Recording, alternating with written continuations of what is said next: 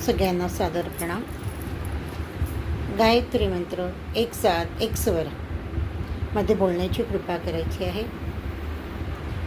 ओम भूर्भुवः स्वः तस्य वितुर्वरेण्यं भर्गो देवस्य धीमहि धियो यो नः प्रचोदयात्.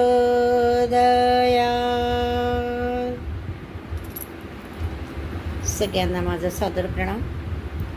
आज खूप दिवसाने मी तुमच्यासमोर येत आहे. एक नवीन संदेश घेऊन येत आहे. आत्ताच आपला 4 एप्रिल 2025 ते 7 एप्रिल 2025 या वर्षी 108 कुंडी गायत्री महायज्ञ परमपूज्य गुरुदेव वंदनीय माताजी आणि माँ गायत्रीच्या कृपेने आणि तुमच्या सगळ्यांच्या सहकार्याने पार पडला. मी सगळ्यांचे आभारी आहे, धन्यवाद व्यक्त करते.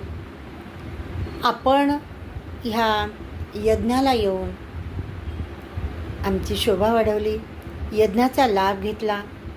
हा यज्ञ साधा यज्ञ नसून 108 कुंडीय गायत्री महायज्ञ होता. दीपयज्ञ होता, संकल्पदीप यज्ञ होता. येणारं हे वर्ष 2025 सगळ्यांसाठी त्रासदायक आहे. पुढील 3 वर्षसुद्धा व्यक्तीला वेगवेगळ्या संकटांना सामोरे जावे लागणार आहे. तेव्हा या संकटापासून तुम्हाला सामर्थ्य मिळावं, शक्ती मिळावी म्हणून अखिल विश्व गायत्री शांतिकुंज हरिद्वारतर्फे ठिकठिकाणी साधना सुरू आहेत, जप सुरू आहेत. त्याचप्रमाणे गुरुदेवांनी 1926 एक अखंड ज्योत निर्माण केली होती. गुरुदेवांचं तप